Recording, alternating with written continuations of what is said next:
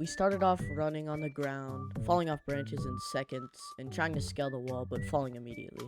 Now we have tourneys with people zooming around the map and climbing the walls all the way around. I wish we could go back. Well, maybe we can. Let's go back and see what happened in Gorilla Tag's lifetime.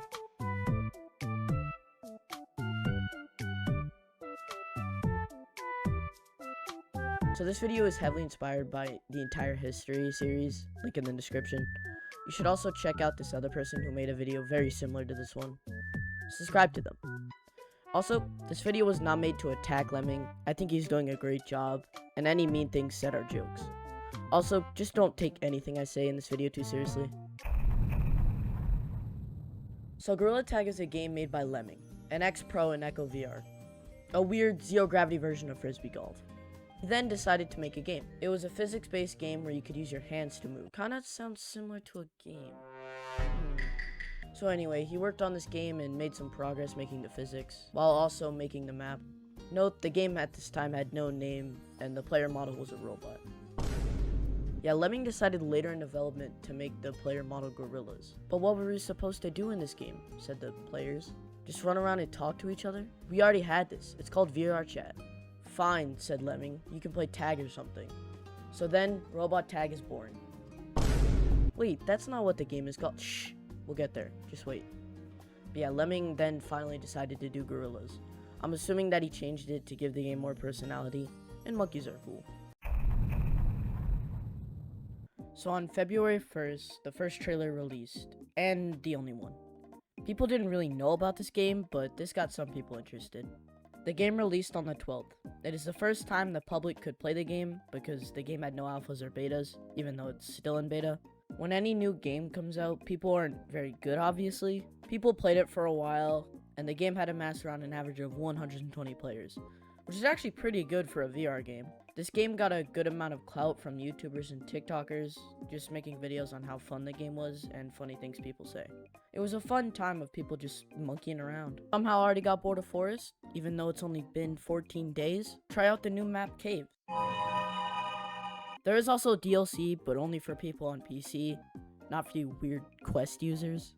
YouTubers were still going at it like J-Man and a few newcomers. Lemming took the last month to work on tons of cosmetics for the DLC, which is now known as the Early Access. This is still only on Steam, but that's understandable given who's running Oculus. Tired of people escaping the map easily, while you're over there barely able to get 3 feet off the ground? Bam! Slippery walls. Oh, also a place to play VR Chat and Gorilla Tag. Or you can practice or something. Who would do that? Wow, again? Somehow already tired of the 2 maps in a couple of months? Well, here's a new one. If you head down in the canyons, you might find something and be rewarded a lot of internet points. And simultaneously get every kid under 9 scared of the entire map. All jokes aside, I really like this map. It's pretty creative and very different because it's not just an open area like every other map. Surprisingly, we didn't have any updates that were too noteworthy. Just some fixes and reporting. But reporting isn't a game mode, is it? We got a cool song though, so it's not just the sound of a kid sweating on walls. YouTube was going pretty well, with some people entertaining themselves with new game modes and all kind of creative ones, like crates. And don't forget crates. But seriously, I don't know how some of these were thought of, but still very interesting to watch. I fell. Oh shoot! What? There's a brand new map, said Lemming. Oh wow, I can't wait to see how tag will be different here. You can't play tag here. Then what are we supposed to do, said the community. Spend money. So City released and a big update and a bunch of new cosmetics. Oh, and it added the entire economy or something. It brought the mechanic of shiny rocks, getting 100 a day, or getting some with your parents' credit card. Of course, it wasn't that bad because things were cheap, around 1,000 for most items, but boy does that not stay long. Getting bored of cosmetics already? You say that they don't feel personalized enough? Fine, here's an entire little store selling Halloween items. So this was the first of many themed shops, and I have to give it an 8 out of 10. This store featured a free cosmetic, which also didn't stay. It was a paper bag that said boo, which is a good cosmetic for being free. This store featured a lot of small cosmetics like green nose, some toilet paper, a pumpkin on your head, and a bandana. What's scary about a bandana? Well, I can name one thing. These next 4 are the highlights and what makes the Steam shop really good, in my opinion. First is a cool Dracula with hair and sharp teeth.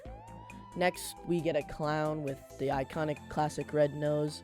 Next is a princess fit with the star shades and crown with a wand. And finally, the best cosmetic in the game,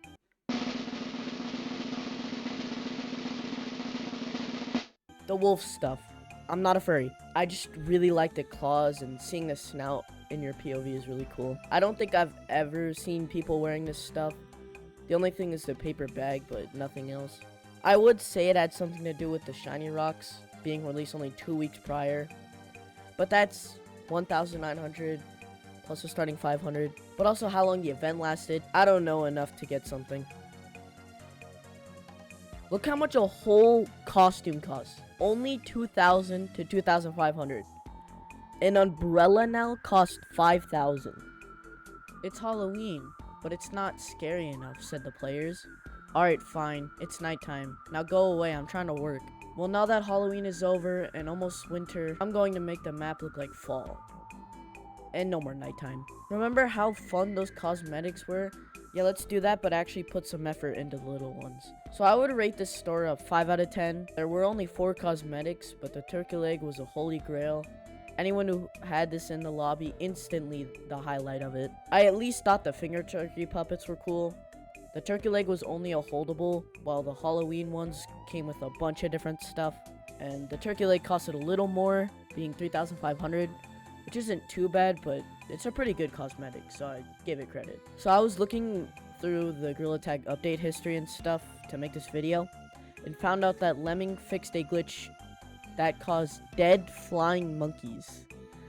I have no idea what that would have looked like, but it definitely would have been something.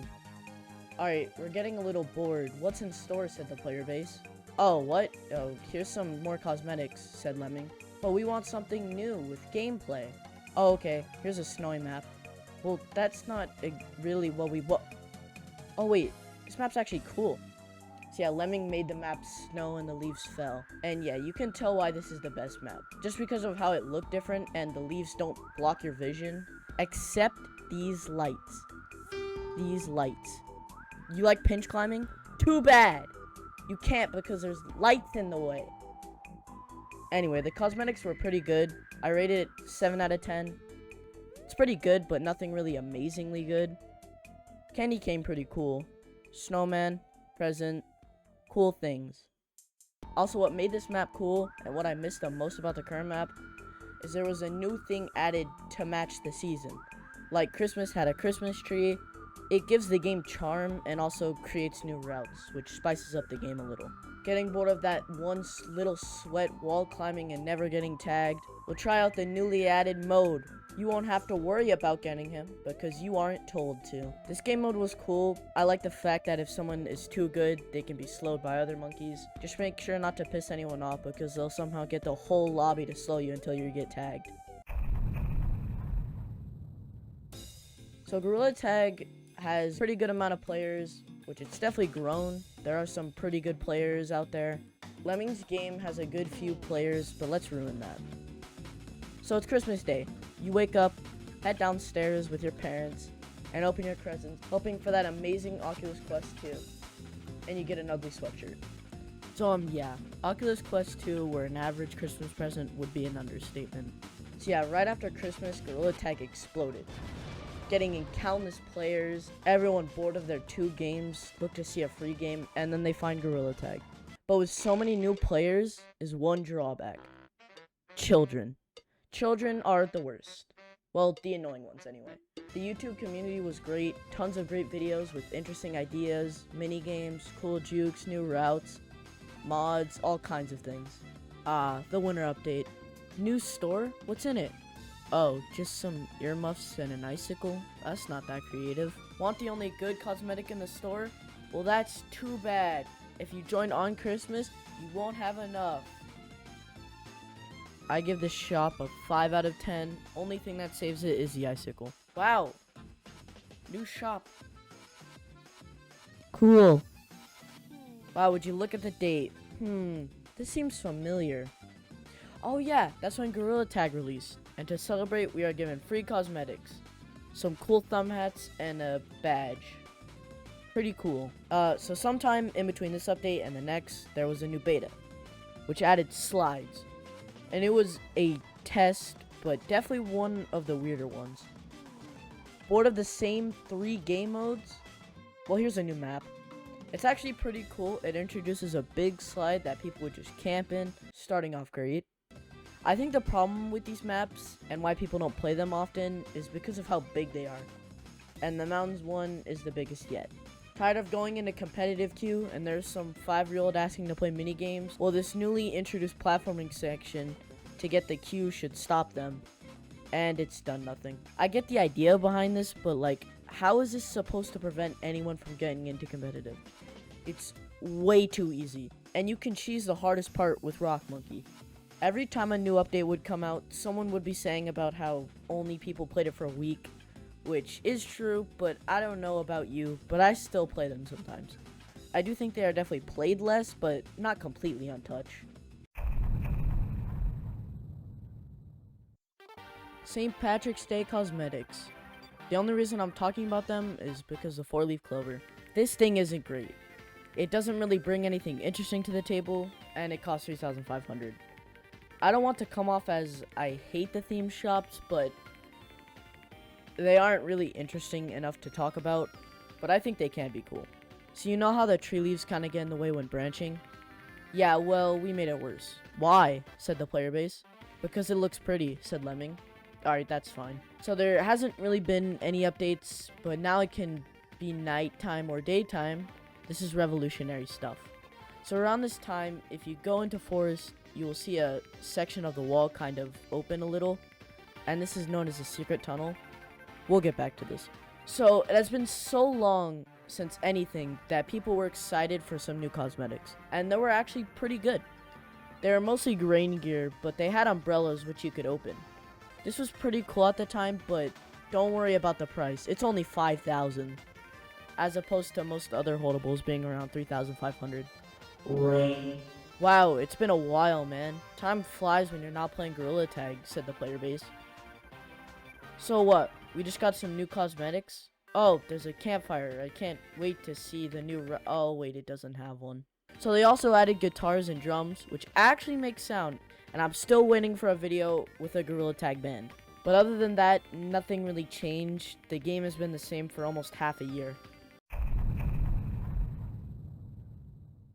So around this time, the game started to die, which is kind of true.